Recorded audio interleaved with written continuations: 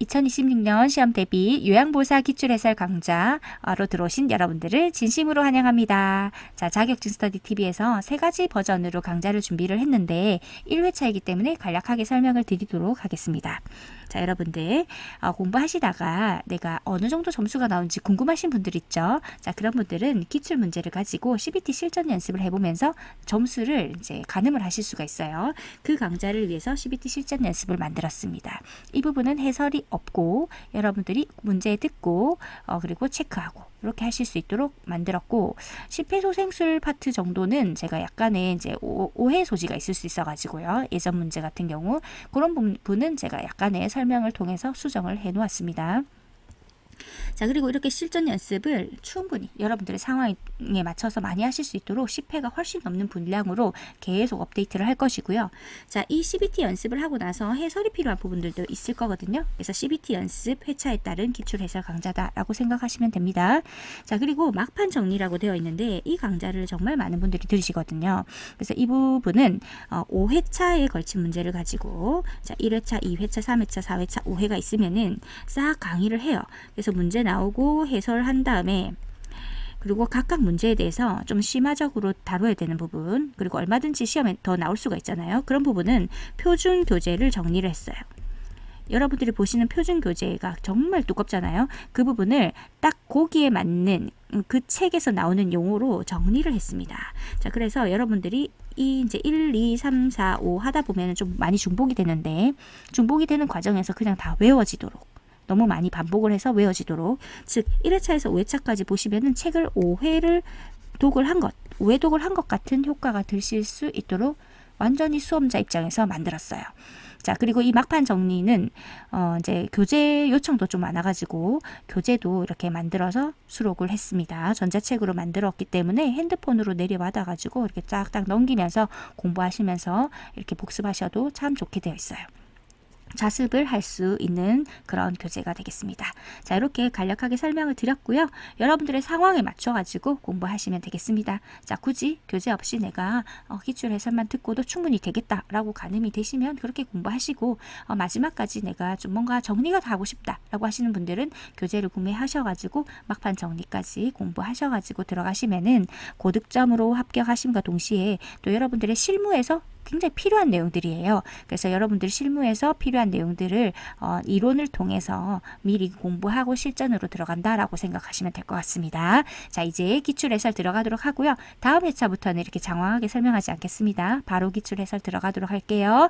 1번, 다음에서 설명하는 노년기의 심리적 특성은 자신감이 저하됨, 결단이나 행동이 느려짐. 1. 조심성의 증가. 2. 애착심의 증가. 3. 외향성의 증가. 4. 유산을 남기려는 경향. 5. 생에 대한 회고의 경향. 답은 1번 조심성의 증가. 자신감이 저하됨, 결단이나 행동이 느려지는 것은 조심성의 증가의 특징이 되겠습니다. 노년기의 심리적 특성 중에 외향성은 감소가 되죠. 그리고 내향성은 증가한다. 이렇게 전지가 나올 수가 있겠습니다. 2번, 건강한 노화를 위한 방법으로 적절한 것은 1. 자녀에게 의존하는 생활을 한다. 2. 사회적 관계망을 점차 좁힌다. 3. 수직적인 부부관계를 유지한다. 4. 지역 자원봉사 활동에 참여한다. 5. 만성질환을 민간요법으로 관리한다. 답은 4번 지역 자원봉사 활동에 참여한다. 자, 1번에 자녀에게 의존하는 생활. 자, 요거 틀렸고요. 사회적 관계망을 점차 좁힌다. 아니고 유지하거나 넓힌다 라고 해야지 적절하겠습니다. 자, 수직적인 부부관계는 옳지 않고요. 수평적인 또는 상호협력적인 동반자로서의 이런 단어가 나와야지 건강한 노화를 위한 방법에 들어가겠습니다. 5번 만성질환을 민간요법으로 관리한다. 자, 정확한 의료행위에 따른 처방으로 관리해야 합니다. 답은 4번. 자, 3번 다음 사례에 해당하는 노인복지 원칙은 건강한 노인이 은퇴 후 일자리 지원 교육 프로그램을 이수하고 소득을 얻을 수 있는 직장을 구하였다. 1. 독립의 원칙, 2. 존엄의 원칙, 3. 평등의 원칙, 4. 보호의 원칙, 5. 통합성의 원칙. 답은 1번 독립의 원칙입니다. 4번 장기요양 인정 신청 및 판정 절차에 관한 설명으로 옳은 것은 1. 장기요양 인정 신청서는 국민건강보험공단에 제출한다. 2. 대리인이 신청할 경우 요양보호사의 동의가 필요하다. 3. 교육을 이수한 장기요양기관의 직원이 방문조사를 한다. 4. 지방자치단체장이 장기요양 인정 등급을 최종 판정한다. 5. 요양보호사가 대상자에게 장기요양 인정서를 제공한다. 답은 1번입니다. 자, 장기요양 인정 신청서는 국민건강보험공단에 제출합니다. 자, 다시 장기요양 인정 신청서는 자, 국민건강보험공단에 제출합니다. 자, 그렇게 해야 되겠죠. 자, 2번은 대리인이 신청할 경우 요양보호사의 동의가 아니라 이게 틀렸죠. 아니라 본인 또는 가족의 동의가 필요합니다. 3. 교육을 이수한 장기요양기관의 직원이 방문조사를 하는 것이 아니고요. 장기요양기관이 아니고 공단의 직원입니다. 자, 그래서 국민건강보험공단이 결국은 최종 판정을 하는 거죠. 그래서 4번 보시면 지방자치단체장이 장기요양 인정 등급을 최종 판정한다라고 되어 있는데 최종 판정하는 기관은 등급판정위원회입니다.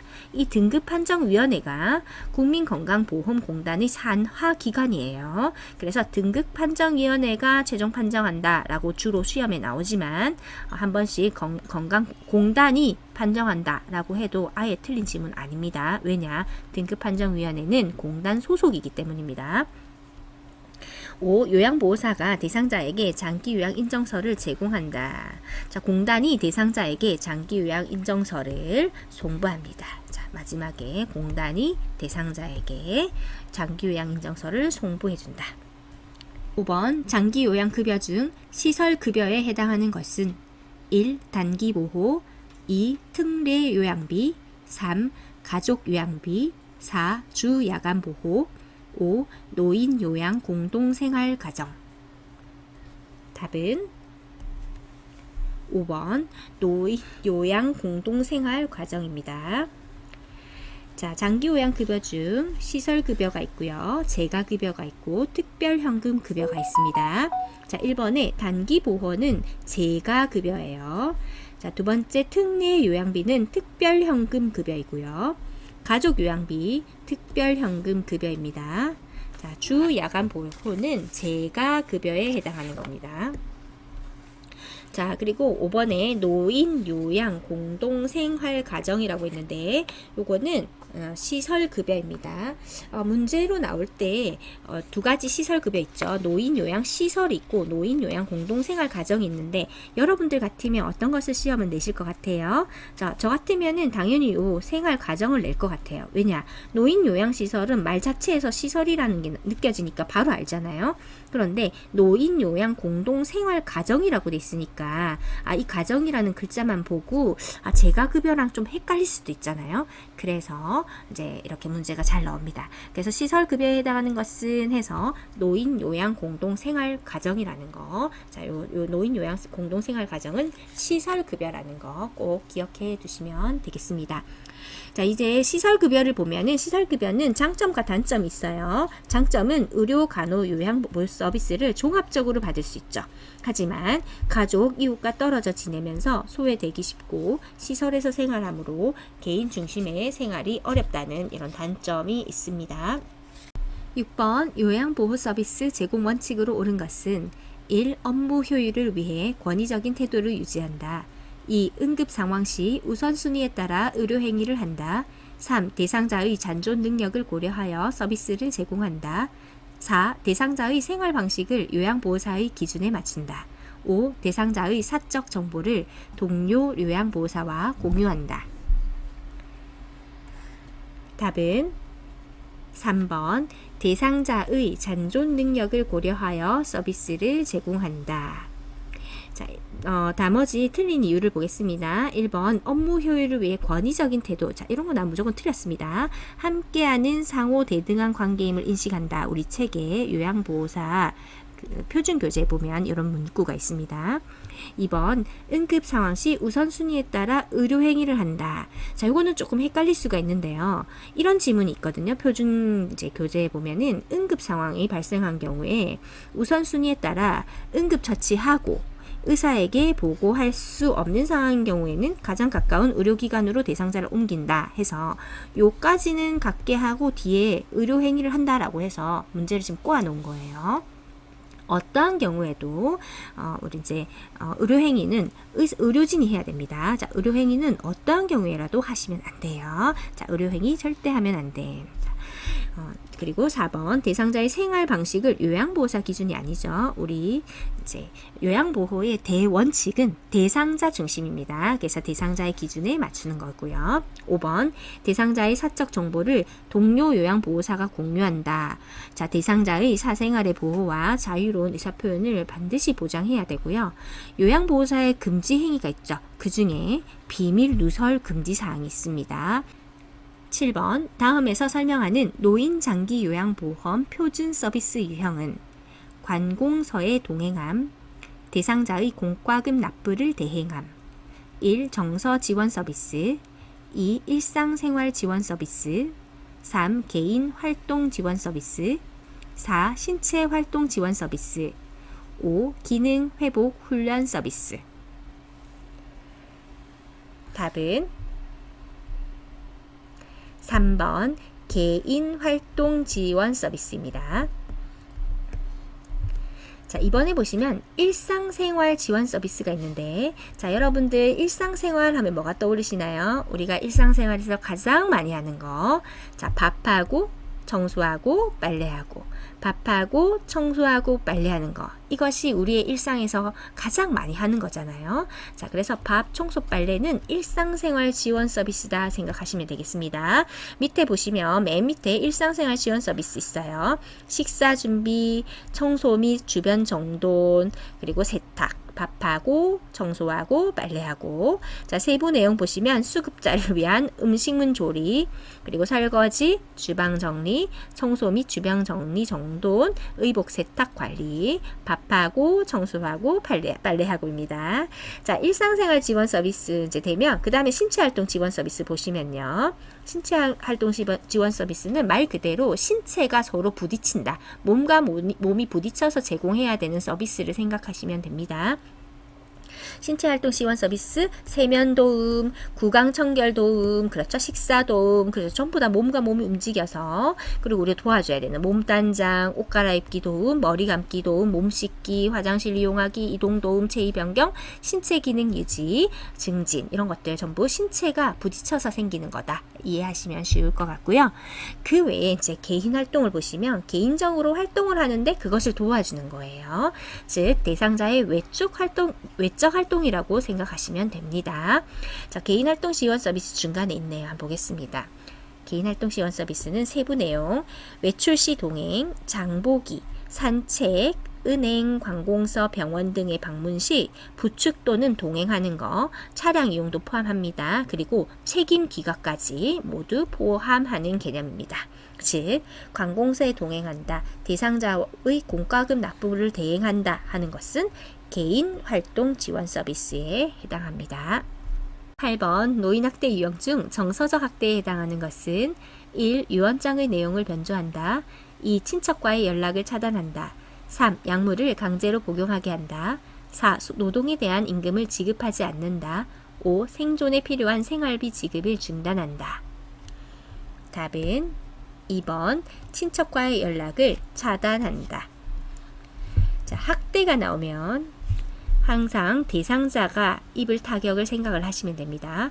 대상자에게 주된 타격이 무엇이 갈 것인가 생각하시면 답을 다 선택할 수 있습니다.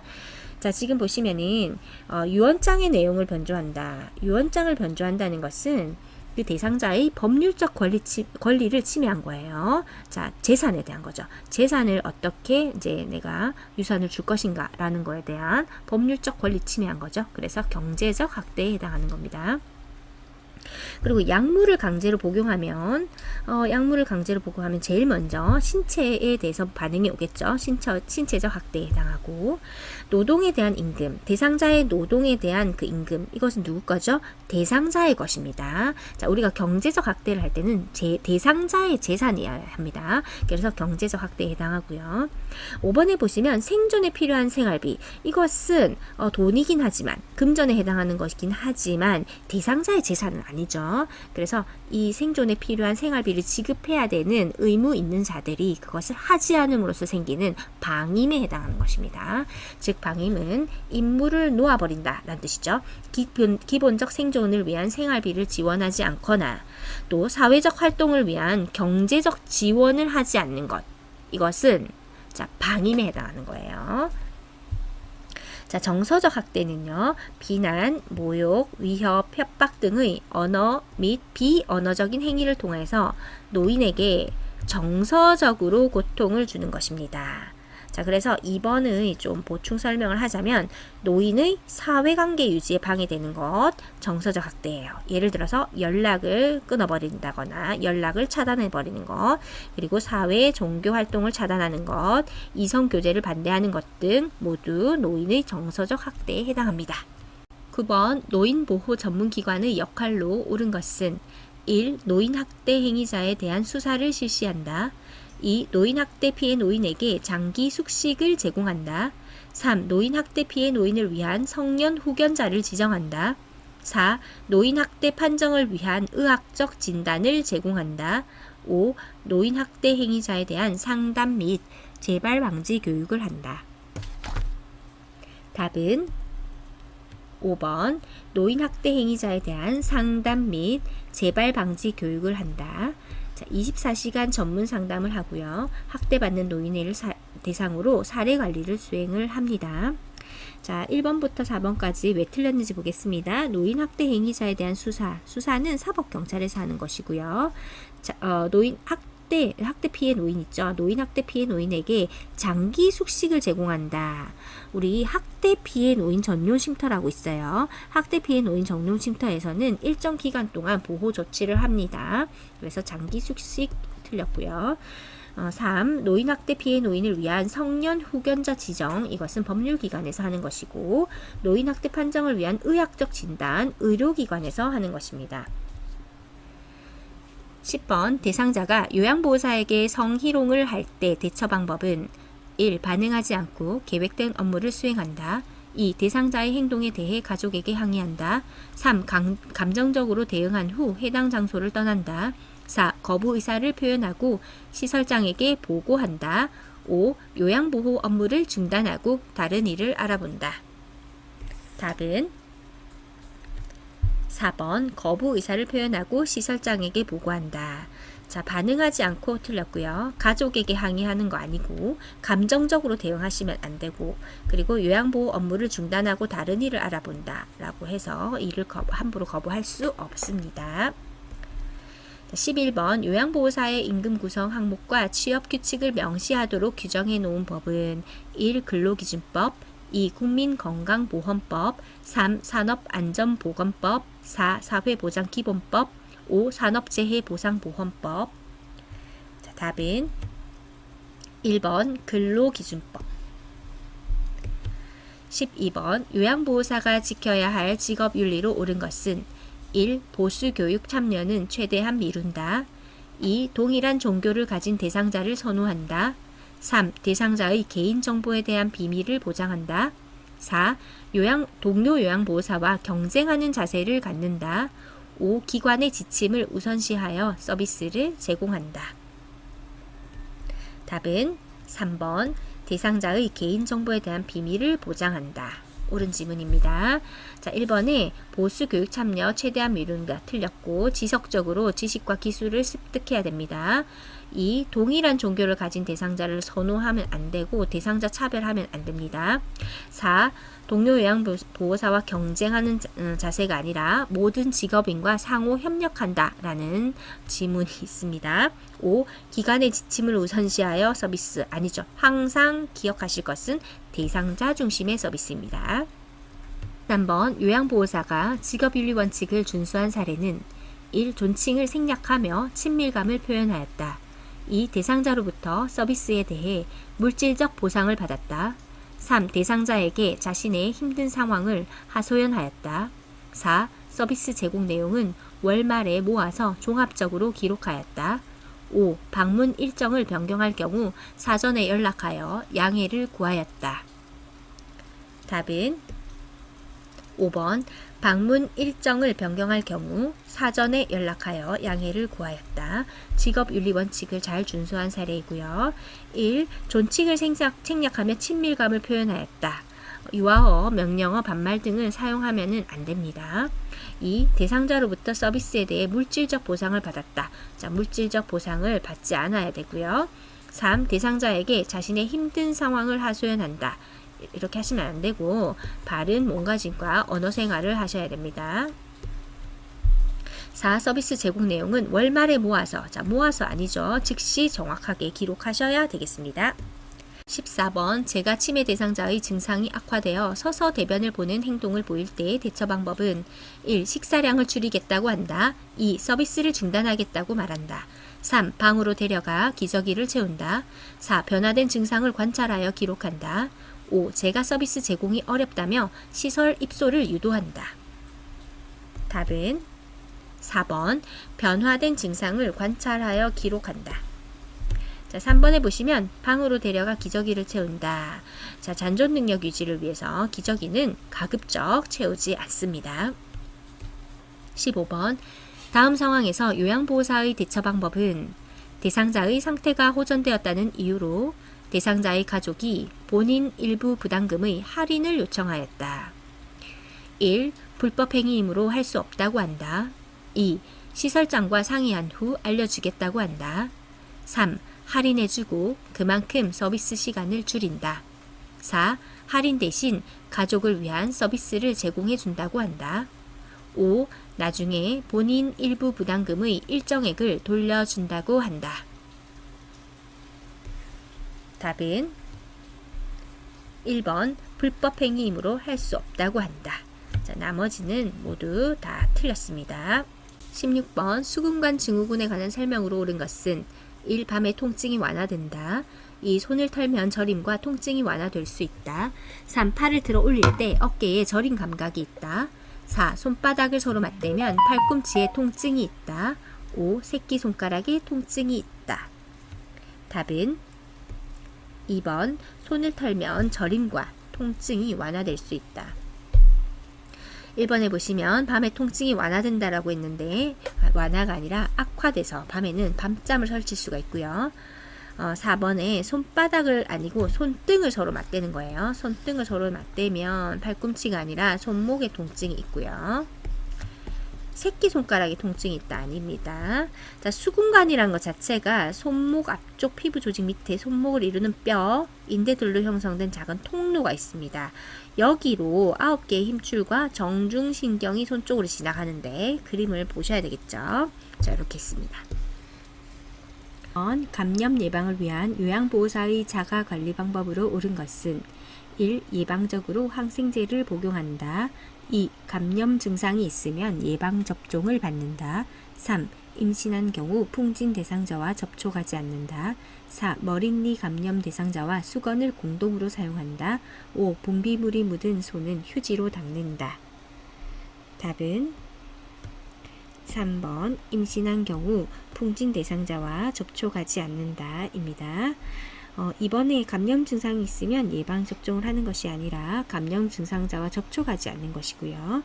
머릿니 감염 대상자하고는 수건을 절대 같이 쓰시면 안 되고 철저하게 분리 사용합니다. 분비물이 묻은 손은 휴지로가 아니라 깨끗이 씻어내야 되겠습니다.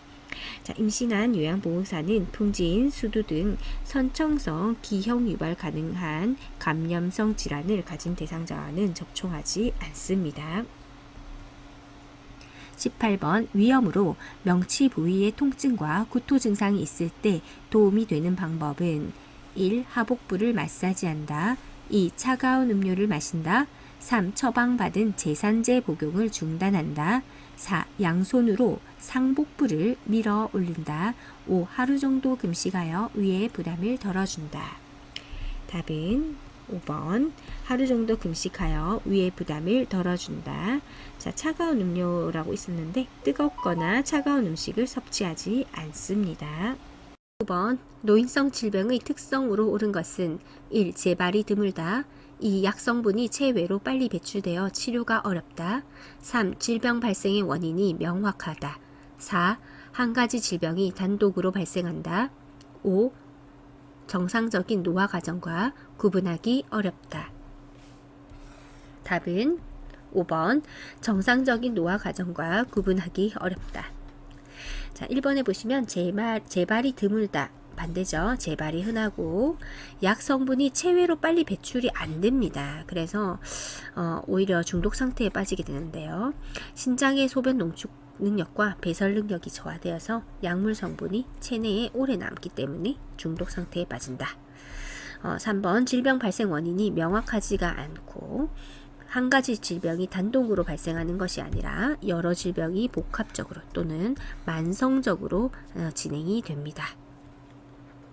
20번 인플루엔자 대상자를 돕는 방법으로 옳은 것은 1. 야외 활동을 권장한다. 2. 외출할 때는 마스크를 쓰게 한다. 3. 치료제로 항생제를 복용하게 한다.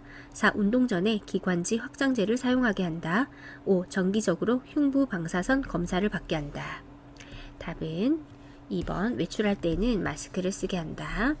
3번 보시면 인플루엔자 대상자인데 항생제가 아니죠. 항바이러스제 복용입니다. 자, 독감은 인플루엔자 바이러스 감염의 원인입니다. 안정을 취하고 충분한 수분 섭취가 도움이 됩니다. 21번 노화에 따른 심혈관계 변화로 옳은 것은 1. 심근의 두께 감소. 2. 심근의 탄력성 감소. 3. 심박동수 증가. 4. 최대 심박출량 증가. 5. 말초로부터 심장으로의 혈액순환 증가. 답은 2번 심근의 탄력성 감소가 답입니다. 자, 1번 보시면 심근의 두께가 감소하는 것이 아니라 두께가 증가합니다. 그래서 심근의 탄력성이 떨어지는 거예요. 자, 그래서 심근의 두께가 증가하니까 심근의 탄력성이 감소하고 그래서 3, 4 결과가 오는 겁니다. 심박독수도 감소하고 최대 심박출량도 감소하는 것이죠. 그리고 말초로부터 심장으로 혈액순환이 감소합니다. 22번 절박성 노실금이 있는 대상자를 돕는 방법으로 옳은 것은 1. 낮에는 기저귀를 채워준다. 2. 골반 근육 강화 운동을 하게 한다. 3. 웃음요법 프로그램에 참여하게 한다. 4. 식이섬유가 적은 음식을 제공한다. 5. 따뜻한 커피를 자주 마시게 한다. 답은 2번 골반 근육 강화 운동을 하게 한다가 답입니다. 자, 기저귀는요 최대한 사용하지 않습니다.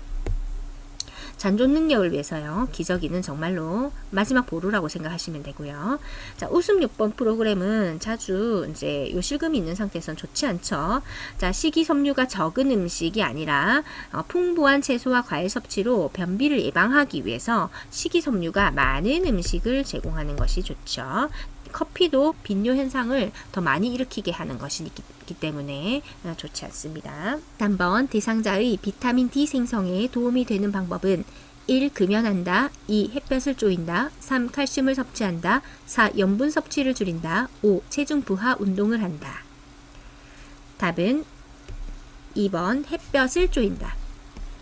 자, 오전 10시에서 오후 2시까지 자외선이 너무 강하니까 그때는 피하시고요. 그 전후로 주 2, 3회 정도 팔, 다리 등에 30분에서 1시간 정도 햇볕을 쬐면은 충분한 비타민 D를 섭취할 수 있습니다. 24번 대상포진에 대한 설명으로 옳은 것은 1. 세균에 의해 감염되는 질환이다. 2. 장기간 스테로이드를 복용해야 한다. 3. 치료 후 신경통이 사라질 때까지 격리한다. 4. 가려움증이 있는 부위에 온찜질을 적용한다. 5. 과거에 수두를 앓았던 사람에게서 주로 발생한다. 답은 5번 과거에 수두를 앓았던 사람에게서 주로 발생한다가 답입니다. 자, 대상포진은 세균에 의한 것이 아니라 바이러스에 의한 것입니다. 자, 대상포진 내자잖아요. 그죠? 바이러스 내자입니다. 장기간 스테로이드 복용하는 거 아니고요. 그리고 격리할 필요 없고요. 그리고 온찜질 하는 거 아닙니다. 자, 냉찜질 하는 것이 도움이 됩니다. 25번 손해가 손상되어 뇌졸중이 발생했을 때 나타나는 특징적인 증상은 1. 기억력이 저하된다. 2. 감정을 잘 조절하지 못한다. 3. 몸의 균형을 유지하지 못한다. 4. 말의 내용을 이해하지 못한다. 5. 시야의 한쪽 귀퉁이가 어둡게 보인다. 답은 3번 몸의 균형을 유지하지 못한다. 자, 정답 3번 손해 손상 시에 메스껍고 토하는 증상이 있고요. 몸의 불균형 증상이 발현됩니다. 어지럼증, 운동실조증이 이제 동반됩니다. 자, 말의 내용을 이해하지 못한다 할 때는 좌측 뇌가 손상되었고요. 이때 언어장애가 일어나게 됩니다. 자, 소뇌가 손상되면은 몸의 균형을 유지하지 못한다. 대표적으로 어지럼증이 생기거나 운동실조증이 생긴다 라는 거 기억하시면 되겠습니다. 26번 안압 상승으로 시야가 좁아지며 안구 통증과 시력 상실이 나타날 수 있는 질병은 1. 녹내장, 2. 백내장, 3. 각막염, 4. 결막염, 5. 황반변성. 답은 1번 녹내장입니다. 자, 1번 녹내장은요. 안압, 눈의 압력의 상승으로 시신경이 손상되어서 시력이 점차 약해지는 거예요. 그래서 안압 너무너무 중요합니다. 위험한 거예요. 안압이 상승하는 건 너무너무 위험합니다. 자, 이번에 백내장은 수정체가 혼탁해져서 빛이 들어가지 못해서 시력장애가 발생하는 질환으로서 눈동자에 하얗게 백태가 껴서 뿌옇게 보이거나 잘 안 보이게 되는 것입니다. 황반변성이라는 것은 황반에 발생하는 변성으로서 시력 저하를 유발하는 퇴행성 질환에 해당합니다. 27번 도파민 부족으로 동작이 느려지고 안정시 떨림이 발생하는 질병은 1. 선망, 2. 뇌수막염, 3. 파킨슨병, 4. 혈관성 치매, 5. 알츠하이머병. 답은 3번 파킨슨병입니다. 자, 떨림은 진전입니다. 진전, 파킨슨병. 28번 노화에 따른 내분비계 변화로 오른 것은 1. 공복혈당 감소, 2. 인슐린 민감성 감소, 3. 기초대사율 증가, 4. 갑상선 기능 증가, 5. 뇌하수체 호르몬 분비 증가. 답은 2번 인슐린 민감성 감소. 자, 노화에 따른 내분비계 변화로 오른 것이죠. 자, 인슐린 민감성이 감소하기 때문에 쉽게 고혈당이 됩니다. 자, 1번에 공복혈당은 증가하죠. 감소하는 것이 아니라 증가. 기초대사율 증가라고 되어 있는데 아니죠. 근육 질량이 감소되기 때문에 기초대사율이 감소합니다. 갑상선 기능도 감소하죠. 왜? 갑상선 크기가 줄어들고 갑상선 호르몬 분비량도 약간 감소됩니다. 자, 5번에 보시면 뇌하수체 호르몬 분비 증가라고 되어 있는데 우리 이제 요양보호사 표준교재 217페이지를 보면은 일반적으로 뇌하수체 부신 등은 노화에 따른 변화가 크지 않지만 당대사 및 갑상선 분비 호르몬 에스트로겐 분비는 노화에 따라 감소한다 이렇게 되어 있습니다. 29번 수분 섭취 제한이 필요한 대상자는 1. 폐렴 대상자, 2. 당뇨병 대상자, 3. 방광염 대상자, 4. 신부전 대상자, 5. 기관지염 대상자. 답은 4번 신부전 대상자. 자, 신부전이라는 것은 자, 심장이 아니다. 온전하지 않다라는 거예요. 심장이 온전하지 않다. 어떻게 온전하지 않냐? 심장의 수축력이 저하되어서 신체 조직에 필요한 만큼 충분한 혈액을 내보내지 못하는 상태죠. 자, 심장이 혈액 내보내는 일을 하는데 제일 중요한 일을 못하는 거죠. 30번 노인의 약물 복용 방법으로 옳은 것은 1. 증상이 좋아지면 처방약 복용을 중단한다. 2. 약 처방이 변경되면 변경된 처방약을 복용한다. 3. 약물 복용을 잊은 경우 2배 용량을 한꺼번에 복용한다. 4. 약물 부작용이 나타나도 처방대로 계속 복용한다. 5. 약이 없으면 증상이 비슷한 다른 사람의 약을 복용한다. 답은 2번. 약 처방이 변경되면 변경된 처방약을 복용한다. 31번. 겨울철에 뇌졸중을 예방하기 위한 안전수칙으로 옳은 것은 1. 실외 운동을 권장한다. 2. 새벽보다 낮 시간에 운동한다. 3. 따뜻한 곳에서 바로 차가운 곳으로 나간다. 4. 술을 많이 마신 다음 날에 아침 운동을 권장한다. 5. 장갑, 모자, 목도리는 운동에 방해가 되므로 착용하지 않는다. 답은 2번. 새벽보다 낮 시간에 운동한다. 겨울철에는 혈관이 수축이 되고 따라서 혈압이 상승하게 됩니다. 그 결과 심근경색, 뇌졸중이 많이 발생하게 되므로 몸을 보온하는 것이 좋겠습니다. 32번. 재가 방문 후 요양보호사가 시설장에게 신속하게 보고를 해야 하는 경우는 1. 이불 빨랫감이 세탁실에 있다. 2. 유통기한이 임박한 유제품이 냉장고에 있다. 3. 거실 형광등이 깜빡거린다. 4. 대상자의 방문에 자물쇠가 설치되어 있다. 5. 대상자의 자녀가 오랜만에 방문하였다. 답은 4번. 대상자의 방문에 자물쇠가 설치되어 있다. 대상자의 상태가 평상시와 다른 경우, 즉 이상 상태의 경우에는 시설장에게 신속하게 보고하셔야 합니다. 13번. 방문 요양 서비스를 제공한 후 작성한 기록지의 내용으로 적절한 것은 1. 실금을 여러 번 함. 2. 오전에 물을 많이 마심. 3. 최근에 기억력이 나빠짐. 4. 오랜만에 기분이 좋아 보임. 5. 오후 3시에 홍시 2개를 먹음. 답은 5번. 오후 3시에 홍시 2개를 먹음. 섭취한 음식의 종류와 양을 정확히 기록하였기 때문에 적절한 것입니다. 1번 같은 경우 실금을 여러 번 이렇게 하시면 안 되고 배설 시간, 배설의 양을 기록하셔야 되고 물을 마실 때도 물을 마시는 양, 시간, 빈도수를 기록하셔야 되고 기억력이 나빠졌다, 기분이 좋다 이럴 때도 자세하게 사실을 기록하셔야 합니다. 34번.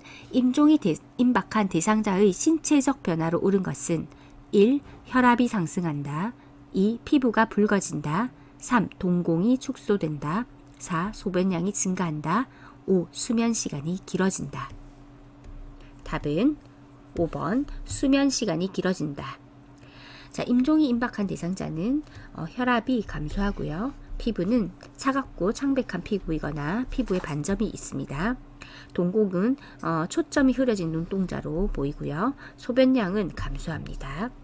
35번. 임종 직후 대상자를 돕는 방법으로 옳은 것은 1. 의치를 빼서 보관함에 넣어둔다. 2. 삽입된 유치 도뇨관을 제거해준다. 3. 분비물이 배출되도록 옆으로 눕혀준다. 4. 깨끗한 시트로 대상자의 얼굴을 덮어준다. 5. 눈이 감기지 않으면 젖은 거즈를 눈 위에 올려준다. 답은 5번. 눈이 감기지 않으면 젖은 거즈를 눈 위에 올려준다. 자, 솜이나 거즈를 적셔서 눈 위에 올려주면 됩니다. 자, 개정된 책의 내용은 이러합니다. 사후 처리 과정은 가족들이 함께 있는 상황에서 의료기관에 소속된 의사와 간호사가 수행해야 한다. 하지만 의사가 없는 장소에서 임종을 맞이한 경우 요양보호사는 가족들이 직접 사후 처리를 할 수 있도록 안내하도록 한다.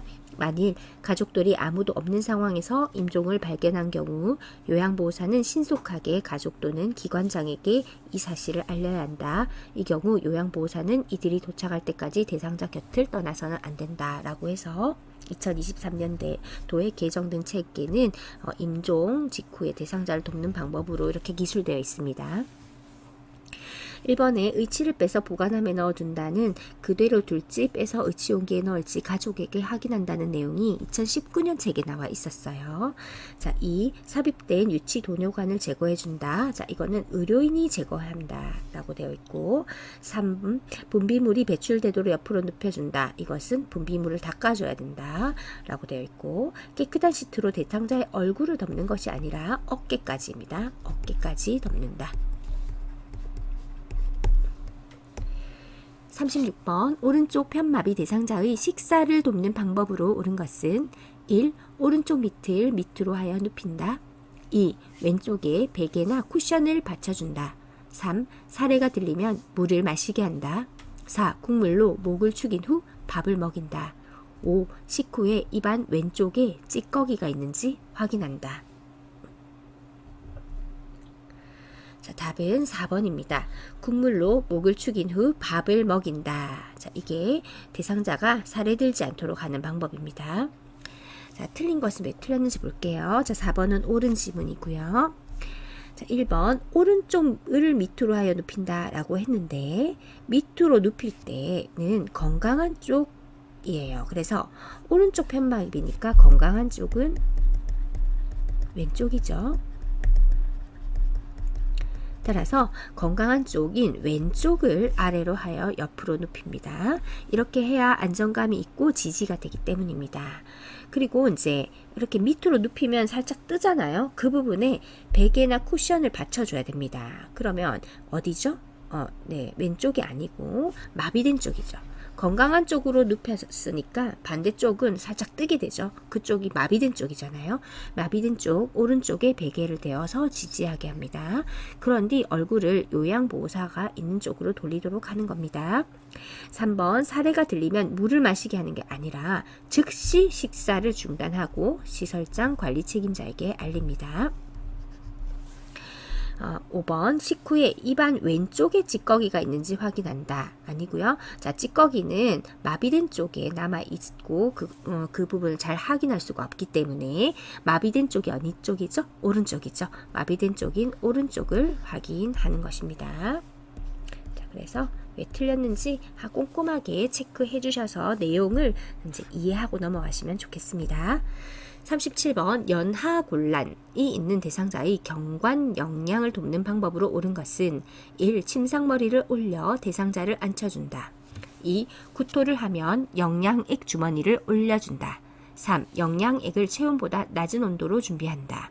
4. 청색증이 나타나면 영양액 주입 속도를 늦춘다. 5. 주입 중 영양액이 역류되면 비위관을 제거한다. 답은 1번 침상머리를 올려 대상자를 앉혀둔다.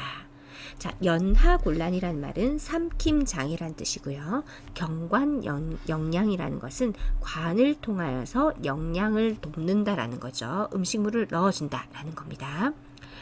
자, 그래서 답은 1번이고 자, 2번에 구토를 하면 영양액 주머니를 올려준다 라고 했는데 구토나 청색증이 나타나면은 비위관 튜브를 잠근 뒤에 바로 시설장이나 관리 책임자에게 알립니다. 3. 영양액을 체온보다 낮은 온도로 준비한다. 너무 차갑거나 뜨겁지 않도록 해야 됩니다. 4. 청색증이 나타나면은 영양액 주입 속도를 늦춘다. 자, 2번하고 똑같죠? 구토나 청색증이 나타나면은 비위관 튜브를 잠근 뒤에 바로 시설장이나 관리 책임자에게 알리셔야 되고요. 5. 주입 중 영양액이 역류되면은 비위관을 제거한다. 자, 영양액이 역류되거나 비위관이 새면은 비위관을 잠궈야 돼요. 이제 제거가 아니고요. 제거는 이제 요양보호사가 하시면 안 돼요. 잠근 후 의료기관에 방문하게 하거나 반드시 시설장 및 관리 책임자, 간호사에게 연락해야 한다. 입니다. 38번 안약을 점정할 때 코 안으로 약이 흘러내려가는 것을 예방하는 방법으로 옳은 것은 1. 비루관을 지그시 눌러준다. 2. 상안검 안쪽에 거즈를 내어준다. 3. 점적 중간에 눈을 깜빡이게 한다. 4. 멸균솜으로 눈 바깥쪽을 눌러준다. 5. 하부 결막락 4에서 5cm 위에서 점적한다. 답은 1번 비루관을 지그시 눌러준다입니다. 자, 이 안약을 넣는 거, 이제 약에 대한 것은요, 2023년에 내용이 삭제되었습니다. 자, 그렇지만은 상식적인 선에서 알고 계셔야 돼서 기출문제 나올 때는 정리를 한 번쯤은 해놓는 것을 권장드립니다. 자, 이 보면 상안검 안쪽이 아니라요, 하안검입니다. 자, 아래쪽 눈꺼풀이죠. 자, 그리고 5번 보시면은 하부 결막낭 4에서 5cm 위에서 점적이 아니라 1에서 2cm 위입니다. 39번 많은 양의 알약을 복용하는 대상자를 돕는 방법으로 옳은 것은 1. 잘게 쪼개어 먹인다. 2. 두세 번으로 나누어 먹인다. 3. 물로 한꺼번에 녹여 먹인다. 4. 갈아서 가루로 만들어 먹인다. 5. 숟가락에 담아 입안 깊숙이 넣어 먹인다. 답은 2번 두세 번으로 나누어 먹인다. 자, 잘게 쪼개어 아니고요. 물로 한꺼번에 녹여 아니고 갈아서 안 되죠. 갈면 안 되고요. 입안 깊숙이 아닙니다. 40번 정맥 주사를 맞고 있는 대상자가 주사 부위가 붓고 아프다고 할 때 대처 방법은 1. 주사 바늘을 제거한다. 2. 수액 조절기를 잠근다. 3. 주사 부위에 온찜질을 한다. 4. 주사 맞는 팔을 심장보다 높게 한다. 5. 부어오른 부위를 알코올 솜으로 눌러준다. 답은 2번 수액 조절기를 잠근다. 잠그고 즉시 시설장이나 관리 책임자에게 보고합니다. 그리고 5번 보시면 부어오른 부위를 알코올 솜으로 눌러준다. 자, 붓거나 붉게 되었거나 통증이 있으면은 조절기를 잠그고요. 시설장과 관리 책임자에게 보고하셔야 되고. 자, 4번 보시면 뭐 심장보다 높게 한다 이런 식으로 문제가 자꾸 나오는 걸 보실 텐데 주사 맞는 팔이 아니라 수액병을 심장보다 높게 하는 것입니다. 수액병을 심장보다 높게. 41번 침대에 누워있던 대상자가 화장실에 간다며 일어나 앉더니 어지럽다고 할 때 대처 방법은 1. 찬물을 마시게 한다. 2. 기저귀를 채워준다. 3. 이동변기를 사용하게 한다. 4. 서둘러 화장실로 데려간다. 5. 잠시 침대에 앉아 있게 하고 지켜본다. 답은 5번 잠시 침대에 앉아 있게 하고 지켜본다. 자, 혈압이 떨어지고 어지러울 수 있으므로 앉아있게 하고 지켜봅니다. 42번 간이변기를 사용하여 침상에서 배설하는 대상자를 돕는 방법으로 옳은 것은 1. 대상자가 스스로 변기 위에 앉게 한다. 2. 열탕으로 소독할 수 있는 변기를 사용한다. 3. 변기 놓을 자리에 젖은 수건을 깔아놓는다. 4. 침대를 평평하게 하여 배에 힘을 주기 쉽게 한다. 5. 변기를 침대 난간과 90도가 되게 놓은 후 대상자를 앉힌다. 답은 2번입니다. 자, 열탕으로 소독할 수 있는 변기를 사용한다. 자, 맞습니다. 자, 지금 간이변기에 대한 것인데요. 간이변기는 화장실까지 가지 못하거나 침대에서 내려올 수 없는 대상자가 침대에서 편히 배설하도록 돕는 방법입니다. 자, 간이변기 사진 보시고요. 자, 이동변기 내용 중에 편마비 있죠. 편마비. 지금 간이변기 말고 이동변기 있죠. 이동변기가 있는데 그 이동변기는 편마비의 경우에 이동변기를 건강한 쪽으로 침대 난간에 빈틈없이 붙이거나 30에서 45도 비스듬히 붙인다라는 내용이 있어요. 그래서 이 내용이랑 헷갈리게 해서 문제가 나올 때가 있거든요. 예를 들면은 5번 같은 거죠. 변기를 침대 난간과 90도가 되게 놓은 후 대상자를 앉힌다. 지금 간이변기 얘기하는데 갑자기 이동변기 내용 비스무리하게 해서 나왔죠. 그리고 90도 아니고요. 실제로. 그렇습니다. 자, 지금 간이변기고요. 열탕으로 소독할 수 있는 변기를 사용하셔야 합니다. 자, 3번 보시면은 변기에 놓을 자리에 젖은 수건을 깔아놓는 것이 아니라 엉덩이 밑에 방수포를 깝니다. 자, 침대를 평평하게 해서 배에 힘을 주기 쉽게 하는 게 아니라 침대를 올려주어서 이제 잘 이렇게 배설할 수 있도록 도와주는 것이고요. 43번 이동변기를 사용하여 배변하는 대상자를 돕는 방법으로 옳은 것은 1. 배변하는 동안 계속 말을 건다. 2. 이동변기에 앉혀 양쪽 발을 들게 한다. 3. 대상자 손에 변이 묻어 있으면 손소독제로 닦아준다. 4. 이동변기를 침대보다 높게 두어 대상자의 이동을 편하게 한다. 5. 밖에서 기다려주길 원하면 문 밖에서 대상자의 상태를 살핀다. 답은 5번 밖에서 기다려주길 원하면 문 밖에서 대상자의 상태를 살핀다. 자, 2번에 보시면 이동 변기에 앉혀 양쪽 발을 들게 하는 것이 아니라 두 발이 바닥에 닿게 하셔야 되고요. 대상자의 손에 변이 묻어 있으면 물과 비누로 깨끗하게 씻어야 되고, 이동 변기를 침대보다 높게 두는 것이 아니고 침대 높이와 같게 두어야 되겠죠. 44번 유치 도뇨관을 삽입하고 있는 대상자를 돕는 방법으로 옳은 것은 1. 수분 섭취를 제한한다. 2. 보행할 때는 연결관을 잠가둔다. 3. 소변이 배출되지 않으면 유치 도뇨관을 교체한다. 4. 소변량이 적으면 연결관을 잠가둔다. 5. 아랫배가 아프다고 하면 연결관이 꺾여 있는지 확인한다. 답은 5번입니다. 아랫배가 아프다고 하면 연결관이 꺾여 있는지 확인한다. 자, 옳은 방법입니다. 자, 요양보호자는 유치 도뇨관의 교환, 삽입, 방광 세척 등은 절대로 하지 않습니다. 자, 그리고요, 유치 도뇨관을 삽입하고 있어도 침대에서 자유로이 움직일 수 있고 보행도 할 수 있음을 대상자에게 알려주시면 됩니다. 자, 1번 보시면 수분 섭취를 제한한다. 틀렸습니다. 금기사항이 없는 한 수분 섭취는 권장됩니다. 보행할 때는 연결관을 담가두면 안 되고요. 자유롭게 보행할 수 있음을 알려주시고, 소변이 배출되지 않으면 유치 도뇨관을 교체한다. 교체하거나 삽입하거나 하는 행위를 해서는 안 됩니다. 소변량이 적으면 연결관을 잠가준다. 아닙니다. 자, 연결관을 잠그는 것도 안 됩니다.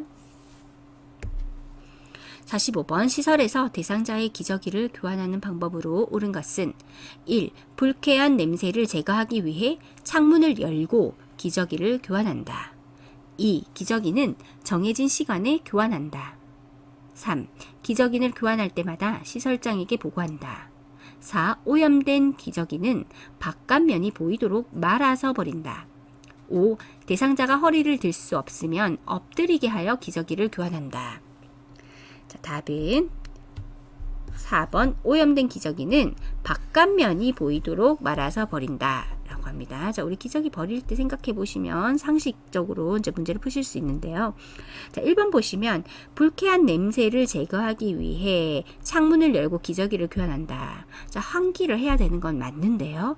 자, 지금 기저귀를 교환할 때가 아니라 기저귀를 교환 후에 환기를 하시는 것이 맞습니다. 자, 이 기저귀는 정해진 시간이 아니라 자주 갈아주어서 습하지 않도록 해주셔야 되고요. 3. 기저귀를 교환할 때마다 시설장에게 보고하면 시설장은 일을 할 수가 없겠죠. 자, 5. 대상자가 허리를 들 수 없으면 엎드리게 하여 X죠. 자, 대상자를 옆으로 돌려 눕혀서 기저귀를 교환할 수가 있습니다. 46번 대상자의 의치를 관리하는 방법으로 옳은 것은 1. 의치를 끼운 채로 자게 한다. 2. 의치는 뜨거운 물에 삶아서 소독한다. 3. 의치를 표백제에 담가 변색을 막는다. 4. 위쪽 의치를 끼울 때는 손바닥으로 밀어서 끼운다. 5. 전체 의치는 위쪽 의치와 아래쪽 의치를 맞추어서 보관한다. 자, 답은 5번입니다. 전체 의치는 위쪽 의치와 아래쪽 의치를 맞추어서 보관합니다. 맞습니다. 1. 의치를 끼운 채로 자면요, 구강 압박 때문에 안 되겠죠. 그래서 밤에는 구강 압박을 덜기 위해서 의치를 뺍니다. 2. 의치는 뜨거운 물에 삶거나 3번에 있는 표백제 하거나 하면은 변형이 됩니다. 4. 위쪽 의치를 끼울 때는 손바닥으로 미는 게 아니고요, 엄지와 검지로 잡아서 엄지가 입 안으로 들어가게 해서 탁 한꺼번에 끼우는 겁니다. 47번 침상에서 대상자의 머리를 감기는 방법으로 옳은 것은 1. 눈과 귀를 수건으로 덮고 감긴다. 2. 감긴 후 머리에 남아있는 물기는 자연 건조되게 한다. 3. 머리를 감긴 후 면봉으로 귀 속까지 닦아준다. 4. 대상자의 어깨가 침대 모서리에 오도록 눕힌다. 5. 머리 밑에 패드 한쪽을 대고 반대편 패드 끝은 물바지 양동이 안에 넣는다. 답은 5번 머리 밑에 패드 한쪽을 대고 반대편 패드 끝은 물바지 양동이 안에 넣는다. 자, 옳은 것이고요. 1번에 보시면은 눈과 귀를 수건으로 덮고 감긴다 했는데, 자, 헷갈릴 수 있죠. 수건으로는 눈을 덮습니다. 그리고 귀는 솜으로 막아요. 자, 수건으로 눈을 덮고 솜으로 귀를 막는다. 자, 2번 감긴 후 머리에 남아있는 물기는 자연 건조가 아니라 헤어 드라이어로 신속하게 말립니다. 3. 머리를 감긴 후 면봉으로 귀 속 아니고요. 귀 입구에 귀지를 닫고 귀 속은 위험합니다. 자, 귀 속은 위험합니다. 자, 귀 속에 귀지를 빼는 것은 의료진이 하셔야 됩니다. 4. 대상자의 어깨가 침대 모서리에 오도록 눕힌다. 아니죠. 머리를 감겨야 되니까 어깨가 침대 모서리에 오면 안 되겠죠. 자, 머리가 침대 모서리에 오도록 합니다. 18번 대상자의 세수를 돕는 방법으로 옳은 것은 1. 눈은 바깥쪽에서 안쪽으로 닦는다. 2. 눈곱이 없는 쪽 눈을 먼저 닦는다. 3. 이마, 눈, 귀, 코 순으로 닦는다. 4. 입술과 그 주변을 알코올 솜으로 닦는다. 5. 코는 콧속을 제외하고 콧방울까지 닦는다. 답은 2번 눈곱이 없는 쪽 눈을 먼저 닦는다. 1번 눈은 바깥쪽에서 안쪽이 아니라 안쪽에서 바깥쪽으로 닦아줘야 됩니다. 49번 심상에 누워있는 대상자의 머리를 손질하는 방법으로 옳은 것은 1. 머리카락이 엉켰을 경우 잘라낸다. 2.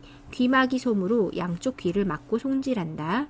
3. 탈모 예방을 위해 이틀에 한 번씩 빗질한다. 4. 거울을 제공하여 머리 모양을 확인하게 한다. 5. 빗질 중간중간에 머리카락을 잡아당겨 모근을 강화한다. 답은 4번 거울을 제공하여 머리 모양을 확인하게 한다. 맞습니다.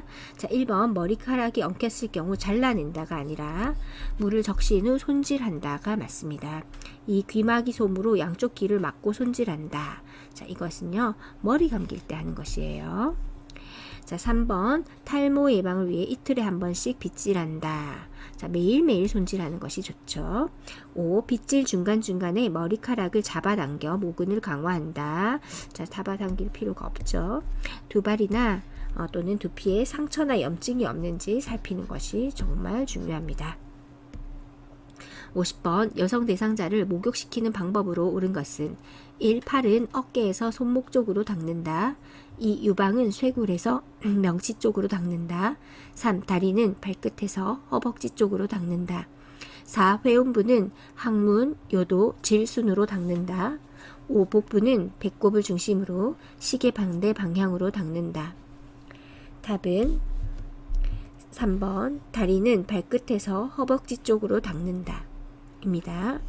자, 1번에 보시면은 팔은 어깨에서 손목 쪽이라고 되어 있는데 아닙니다. 손목에서 겨드랑이 쪽입니다. 즉 말초 부위에서 몸의 중심부예요. 2번에 유방은 원을 그리듯이 닦습니다. 회음부는 반대예요. 항문 요도 질이 아니라 그 반대입니다. 즉 앞쪽에서 뒤쪽으로 닦아주셔야 되고요. 5번에 복부는 배꼽을 중심으로 시계 방향으로 닦습니다. 시계 방향으로 하게 되면은 장 운동이 활발하게 되고 배변에 도움이 굉장히 많이 됩니다. 3번에 보시면 말초 부위에서 몸의 중심부로 닦으면은 정맥 혈액을 심장 쪽으로 밀어 올리는 데 도움이 됩니다.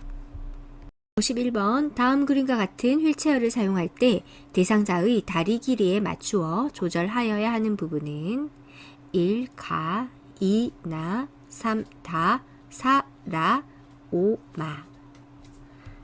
답은 4번 라입니다. 자, 라이고요. 휠체어의 구조와 사용법 한번 보시면 지금 라 같은 경우는 발 받침대입니다. 나머지 접는 법과 펴는 법 있어요. 접는 법은 잠금 장치를 하고 발 받침대를 올린다. 시트 가운데를 잡고 이제 들어 올리거나 손잡이 부분을 잡고 들어 올린다. 팔걸이를 잡아 접는다 이고요. 펼 때는 잠금 장치를 하고 팔걸이를 잡아 바깥쪽으로 편다. 시트 양쪽 가장자리를 눌러 완전히 편다 입니다. 52번 다음 그림과 같이 휠체어에 앉아있는 대상자를 침대로 옮길 때 두 명의 요양보호사가 각각 지지해야 하는 부위는 자, 1. A. 겨드랑이와 가슴 B. 종아리와 발목 2. A. 겨드랑이와 가슴 B. 넙다리와 발목 3A 겨드랑이와 팔, B 넙다리와 종아리, 4A 등과 허리, B 종아리와 발목, 5A 등과 허리, B 넙다리와 발목. 답은 3번. 자, A는요, 겨드랑이와 팔이고, B는 넙다리와 종아리입니다. 자, 그림을 보시면, 자, 한 사람은 뒤에서, 한 사람은 앞에서 지원을 할 때, 자, 뒤에 사람은 지금 겨드랑이와 팔을 잡았고, B, 앞 사람은 넙다리와 종아리를 잡았습니다. 53번 다음 대상자가 지팡이를 사용하고자 할 때 지팡이 길이를 결정하기 위한 손잡이의 높이는 1. 지팡이를 다리 옆에 세웠을 때 둔부 높이, 2. 지팡이를 다리 옆에 세웠을 때 가슴 높이, 3. 지팡이를 다리 옆에 세웠을 때 겨드랑이 높이, 4. 지팡이를 한 걸음 앞에 세웠을 때 가슴 높이, 5. 지팡이를 한 걸음 앞에 세웠을 때 겨드랑이 높이. 자, 답은 1번입니다. 지팡이를 다리 옆에 세웠을 때 둔부 높이입니다. 자, 둔부 높이는 이 정도 되는 높이입니다. 자, 이 그림 보시면, 지금 보시면, 이제 어깨와 골반이 이렇게 되게 편안한, 안전한 보행이 가능한 것이 이제 요 둔부까지입니다. 그리고 요 어깨하고 요 팔의 각도가 20에서 30도 정도 되고요. 2023년 표준 교재에서는 바닥에서부터 큰 돌기까지라고 되어 있거든요. 자, 큰 돌기가 여기 우리 딱 서 있을 때 이 골반에 탁 튀어나와 있는 부분이거든요. 자, 여기 큰 돌기라고 생각하시면 되겠습니다. 대퇴부에 탁 튀어나와 있는 부분, 그까지가 이제 적정한 어떤 길이가 되겠습니다. 54번 오른쪽 편마비 대상자를 휠체어에서 방바닥으로 옮기는 순서로 옳은 것은 가. 대상자에게 이동 방법에 대해서 설명한다. 나. 휠체어의 잠금 장치를 잠그고 발 받침대를 접어 발을 바닥에 내리게 한다. 다. 왼쪽 다리에 힘을 주어 바닥에 내려 앉게 한다. 라. 대상자의 오른쪽 옆에서 어깨와 몸통을 지지해 준다. 마. 왼손으로 바닥을 짚게 한다. 1. 가, 나, 다, 라, 마. 2. 가, 나, 라, 마, 다. 3. 가다, 마, 라, 나. 4. 가, 라, 나, 다, 마. 5. 가라, 마, 나, 다. 잠시 스탑하셔서 답을 골라보시면 되겠습니다. 답은 2번입니다. 자, 순서대로 볼게요. 첫째, 가. 대상자에게 이동 방법에 대해서 설명한다. 2. 나. 휠체어의 잠금 장치를 잠그고 발 받침대를 접어 발을 바닥에 내리게 한다. 세 번째, 라. 대상자의 오른쪽 옆에서 어깨와 몸통을 지지해 준다. 자, 왜냐하면 오른쪽 편마비 대상자이기 때문이죠. 네 번째, 마. 왼손으로 바닥을 짚게 한다. 건강한 손 쪽이죠. 왼손 바닥을 짚게 한다. 마지막 다섯 번째, 다. 왼쪽 다리에 힘을 주어 바닥에 내려앉게 한다 입니다. 자, 편마비 대상자가 나오면은 항상 건강한 쪽을 적어두세요. 건강한 쪽에서 왼쪽 적어놓고 문제 푸실 때 훨씬 편안해지실 것입니다.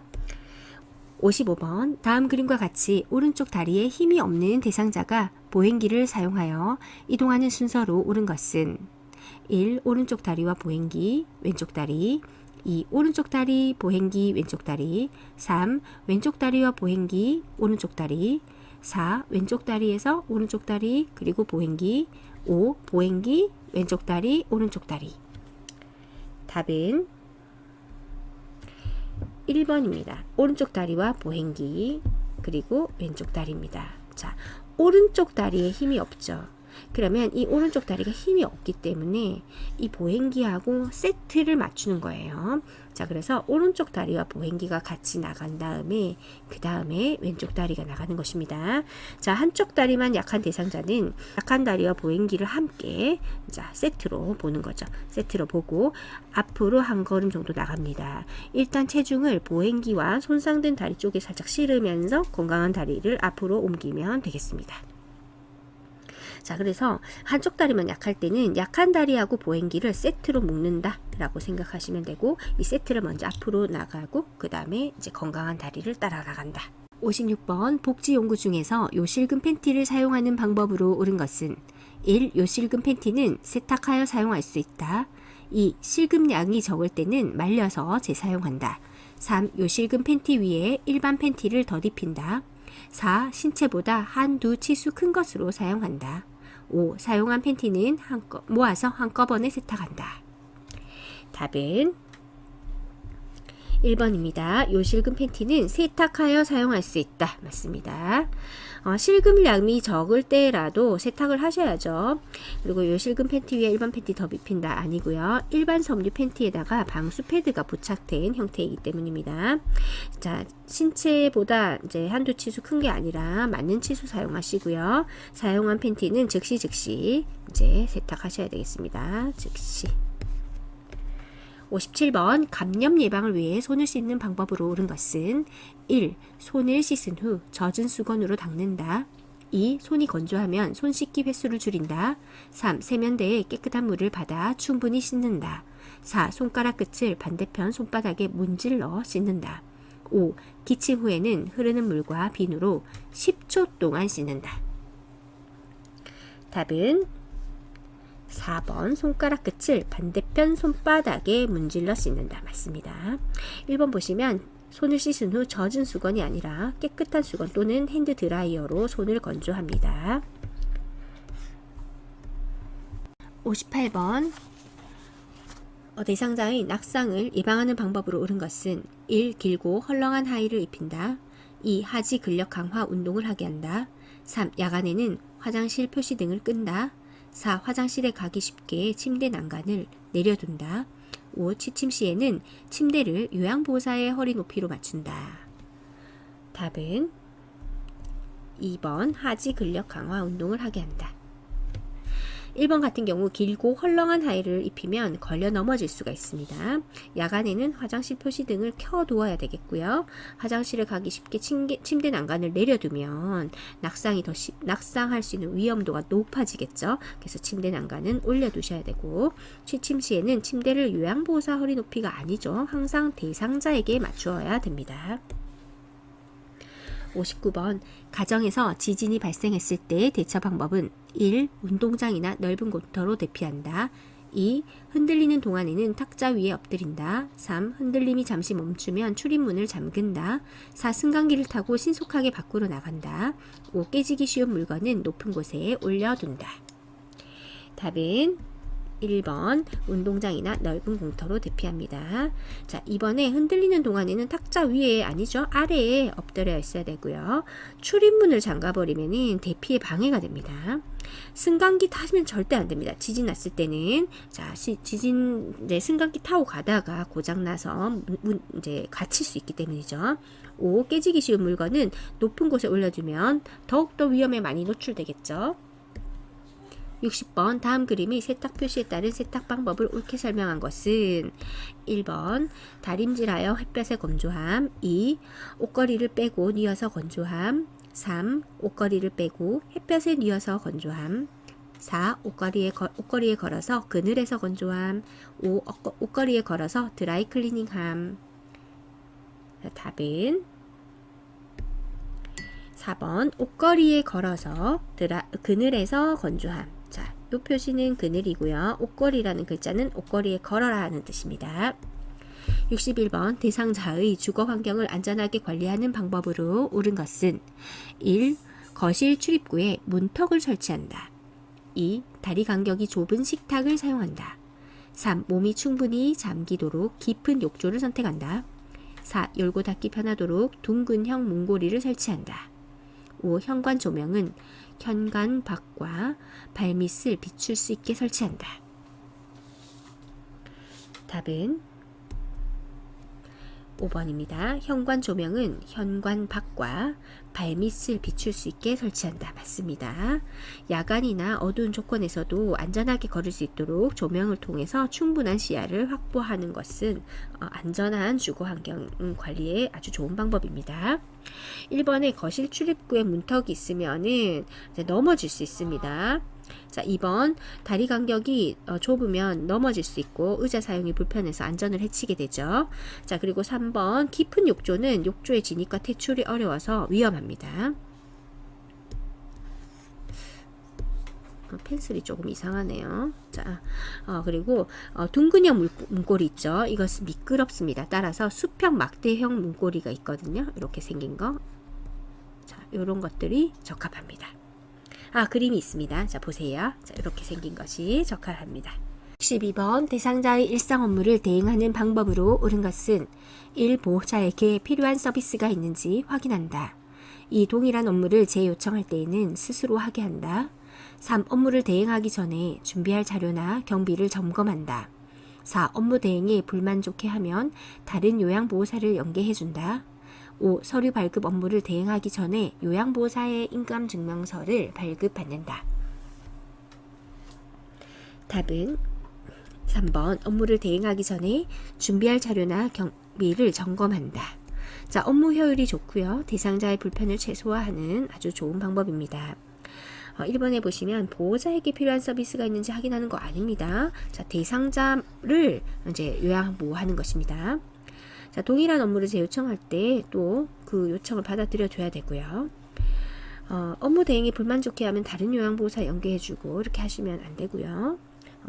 이제 업무 대행에 만족할 수 있도록 다시 더 역할을 잘 하셔야 되겠고, 5번 보시면 서류 발급 업무를 대행하기 전에 요양보호사의 인감정급서를 발급받는다. 자, 자신의 일이 먼저가 아니라 대상자 일을 하는 것이 중요합니다. 대상자 보호입니다. 대상자 중심의 요양보호. 63번 방금 식사를 마친 시설 침해 대상자가 계속 밥을 달라고 할 때 요양보호사의 적절한 반응은 1. 방금 드셨는데 무슨 말씀이세요? 2. 이미 한 그릇 다 드셨어요. 잘 기억해 보세요. 3.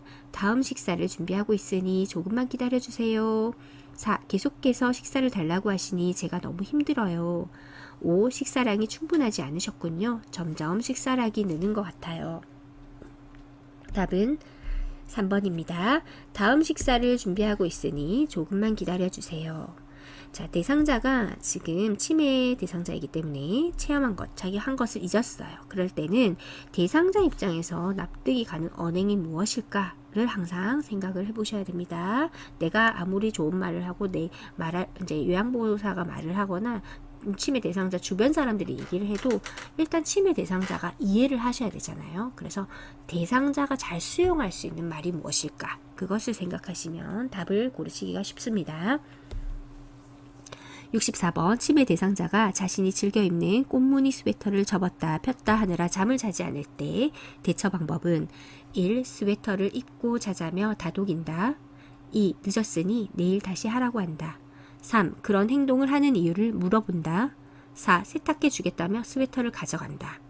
5. 수건으로 바꾸어주고 계속하게 한다. 답은 스웨터를 입고 자자며 다독인다. 65번 치매 대상자가 밤낮이 바뀌어 점심 식사 후 계속 졸고 있을 때 대처 방법은 1. 침대로 가서 눕게 한다. 2. 따뜻한 우유를 제공한다. 3. 조용한 음악을 틀어준다. 4. 커튼을 쳐서 실내를 어둡게 한다. 5. 밤 동안의 수면 상태를 파악한다. 답은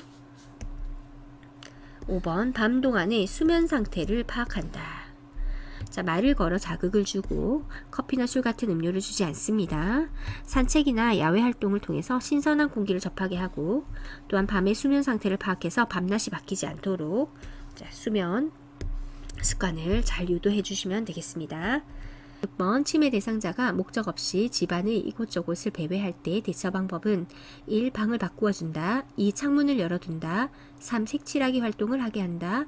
4. 취침 직전에 운동량을 늘려준다. 5. 실외에 배회 코스를 만들어준다. 답은 3번 색칠하기 활동을 하게 합니다. 답입니다. 자, 이번에 창문을 열어두면 이제 바깥으로 나가실 수 있기 때문에 창문 등 출입이 가능한 모든 곳의 문을 잠그고요. 배회 코스, 즉 집안에서 배회를 하면은 실내의 배회 코스를 만들어주는 것이 좋습니다. 실외 아니고요.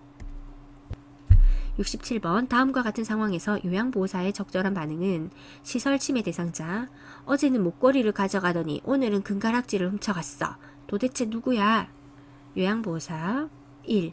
어르신 생각에는 누가 훔쳐간 것 같으세요? 2. 어르신 자꾸 남을 의심하시면 안 돼요. 3. 어르신 서랍장에 있는지 함께 찾아봐요. 4. 금가락지와 목걸이가 어떤 모양이에요? 5. 아드님께 더 예쁜 것으로 사오라고 할게요. 답은 3번 어르신 서랍장에 있는지 함께 찾아봐요. 68번 다음과 같은 상황에서 요양보호사의 적절한 반응은 침해 대상자 문을 발로 차며 왜 나를 무시해? 너희들은 얼마나 잘났어? 요양보호사 1.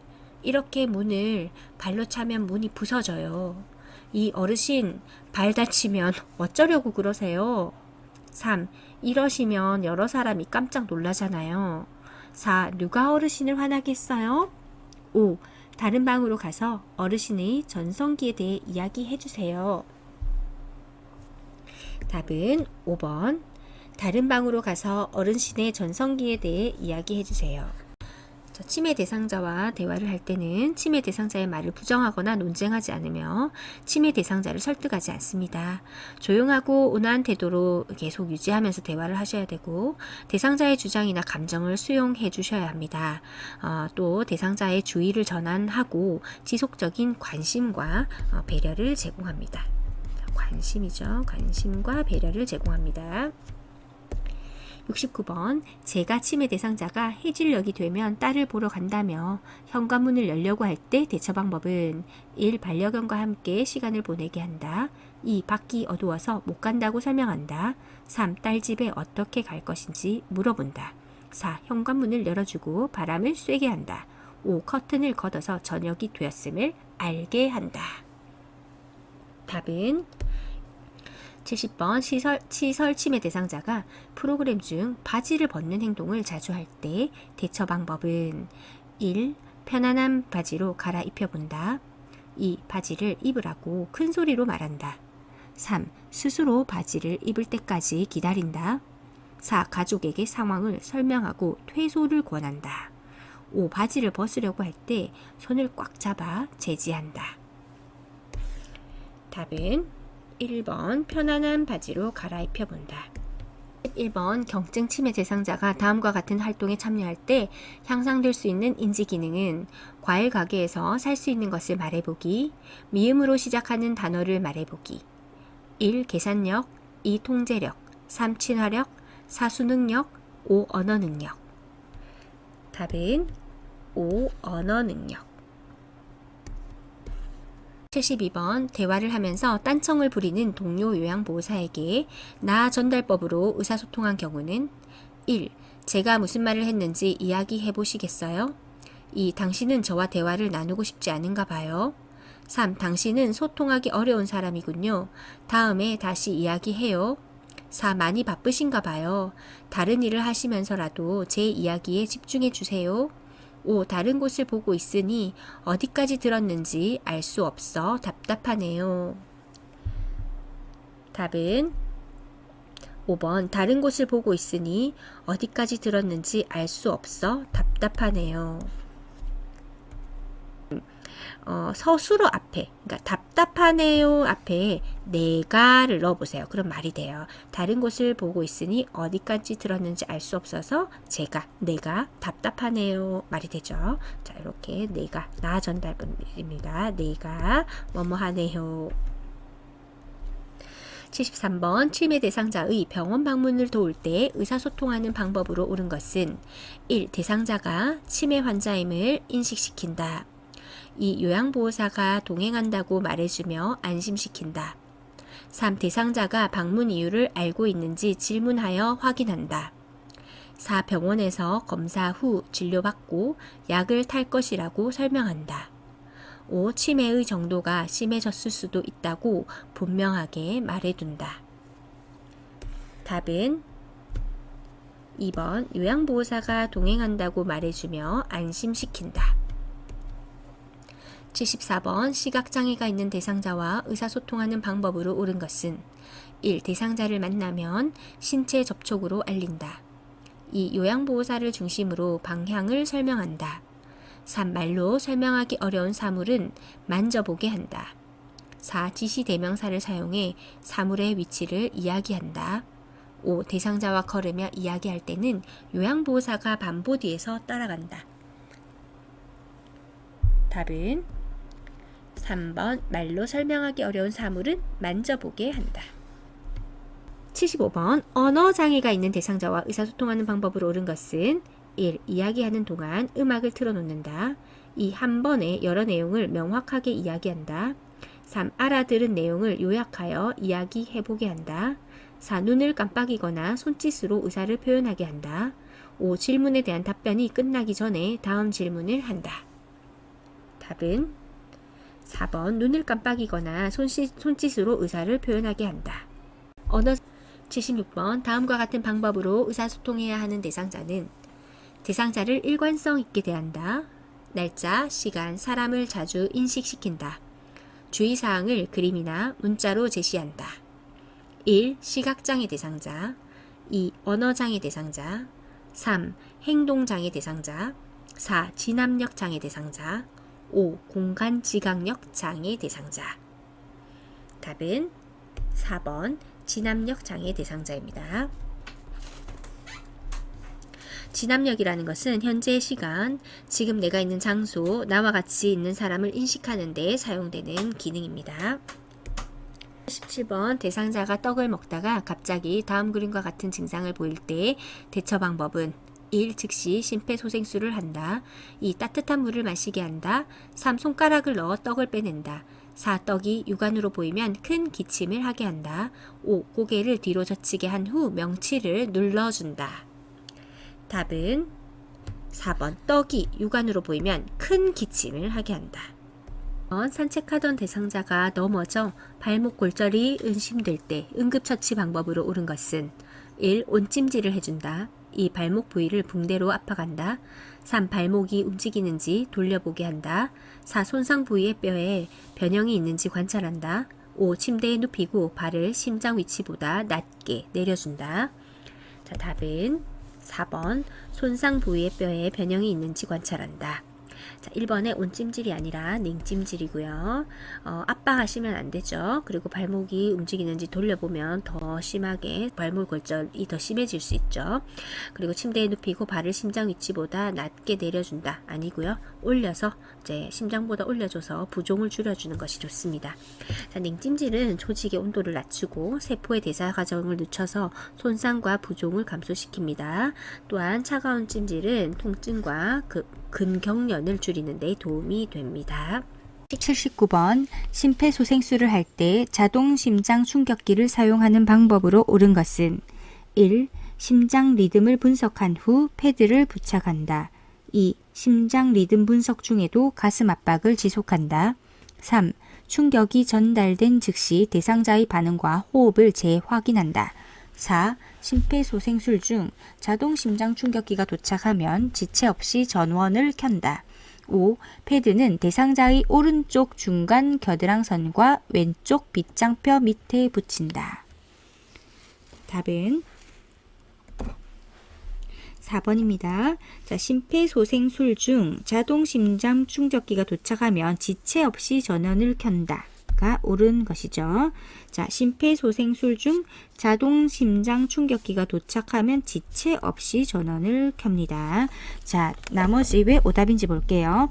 심장 리듬을 분석한 후 패드를 부착한다가 아니고 패드를 부착해서 심장 리듬을 분석해야 됩니다. 자, 그래서 패드를 부착한 후 심장 리듬을 분석한다. 맞죠? 자, 심장 리듬 분석 중에도 가슴 압박을 지속한다. 아니죠. 리듬 분석을 할 때는 제대로 하기 위해서 모두 손을 떼야 됩니다. 자, 심폐소생술을 멈추고 대상자에게서 손을 뗍니다. 3번 충격이 전달된 즉시 대상자의 반응과 호흡을 재확인한다. 자, 충격 전달되고 이 텀이 있으면 안 됩니다. 그래서 즉시 가슴 압박을 다시 확인해야 되죠. 자, 그래서 대상자의 반응과 호흡 제거 확인 틀렸고. 자, 5번 패드는 대상자의 오른쪽 중간 아니죠. 자, 오른쪽 중간 겨드랑선 아니고 왼쪽 빗장뼈 아니고 자 반대입니다. 그죠? 오빗 이렇게 했죠. 자, 빗장뼈는 오른쪽입니다. 한쪽만 제대로 외워주시면 되겠습니다. 자, 정리하면 자동 심장 충격기 사용법 볼게요. 먼저 전원 켜기 전, 폐, 리, 자, 충, 가, 전, 폐, 리, 제, 가 이렇게 나올 수도 있습니다. 자, 내용을 계속 반복했으니까 자, 빠르게 읽어보겠습니다. 자동 심장 충격기는 반응과 정상적인 호흡이 없는 심정지 대상자에게 사용하고 심폐소생술 시행 중 자동 심장 충격기가 도착하면 지체 없이 전원을 켠다. 자, 패드 부착할게요. 오빗 오른쪽은 빗장뼈 밑, 자, 왼쪽 패드는 왼쪽 중간 겨드랑선에 붙인다. 자, 심장 리듬 분석할 때는 제대로 심장 리듬을 분석해야 되기 때문에 심폐소생술을 멈추고 대상자에게서 손을 떼야 됩니다. 자, 제세동이 필요하면, 즉 심장 충격이 필요하면 제세동이 필요합니다 라는 음성 지시와 함께 자동 심장 충격기 스스로 에너지 충전하는데요. 이 스스로 에너지 충전은 수초 이상 소요가 되기 때문에 그때 가능한 가슴 압박을 시행합니다. 자, 심장 충격이 필요하다라고 하면은 심장 충격 버튼이 깜빡이기 시작되겠죠. 자, 충전이 완료되어서 다시 모두 물러나라는 신호가 나오면 물러나야 됩니다. 그죠? 쇼크 버튼을 누릅니다. 쇼크 버튼 누르고 지켜봐야 된다? 아닙니다. 바로 충격이 전달된 즉시 가슴 압박을 시행하는 것입니다. 자동 심장 충격기는 2분 간격으로 심장 리듬 분석을 자동 반복합니다. 자, 볼게요. 전원 켜기. 자, 계속했죠. 자, 심장 충격기 오면 바로 전원 켜고요. 자, 패드 부착하는데 오빗 오른쪽 빗장뼈 밑에 왼쪽, 자, 왼쪽은 겨드랑 중간선입니다. 자, 두 개의 패드는 오빗 그리고 왼쪽 중간 겨드랑선 패드 부착 위치입니다. 자, 심장 리듬 분석은 할 때는 자, 대상자에게서 손을 떼야 됩니다. 자, 그리고 심장 충격 시행할 때, 자, 심장 충격이 필요한 경우만 이제 심장 충격 버튼이 깜빡이기 시작한다고 했죠. 자, 이때 심장 충격을 시행할 때는 반드시 환자에게서 모든 사람들이 떨어져 있어야 합니다. 자, 즉 심장 충격 버튼 누르기 전에는 다른 사람이 환자에게서 떨어져 있는지 확인해야 하고요. 자, 이때 심폐소생술 다시 시행합니다. 충격 주고 바로 즉시 가슴 압박 시행하고, 자, 심장 충격기는 2분마다 반복하죠.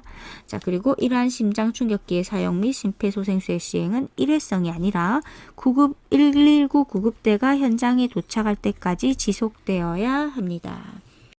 80번 심정지 대상자에게 심폐소생술을 하는 순서로 옳은 것은, 자, 순서 보겠습니다. 자, 가나 다라마 있는데, 자, 2024년 이전의 교과서의 기준으로 해서 나온 문제입니다. 자, 그래서 라번이 조금 지금과 다르거든요. 자, 이 부분이 다르긴 하지만은 기본적으로는 가슴 압박하고 인공호흡이 들어가는 그 상황에서 어떻게 문제 풀어야 되는지 이것도 알고 계셔야 돼요. 자, 한번 문제 풀어 보시겠습니다. 자, 답은 1번입니다. 자, 가가 뭐냐면은 반응 확인이에요. 반응 확인. 자, 지금 우리하고 똑같죠? 자, 그 다음에 다 보시면 도움 요청과 119 신고가 됩니다. 자, 그리고 나가 뭐냐면 가슴 압박이죠. 가슴 압박. 그리고 라는 인공호흡이에요. 자, 예전에는 교과서에서 가슴 압박 인공호흡의 비율을 30대 2로 해서 해라고 되어 있었죠. 근데 지금 인공호흡이 빠지고, 자, 호흡을 확인한 다음에 가슴을 압박하고 회복 자세, 이렇게 교과서에서 나오기 때문에, 자, 요게 약간 헷갈릴 수 있다는 거. 자, 보시면 바로 지금 인공호흡 기도 학보에서 인공호흡 하고 있는 거 보이시죠? 요거 하고 호흡 확인할 때는 이제 얼굴이 조금 돌아가서 가슴과 이제 이 숨을 확인하는 거잖아요. 그래서 호흡 확인 같은 경우는 이러한 상황이라는 겁니다. 자, 인공호흡하고 호흡 확인 그림하고 좀 구분해 주시면 되겠습니다. 자, 마 같은 경우는 자, 제세동기, 즉 자동 심장 충격기를 사용하는 그림이었죠.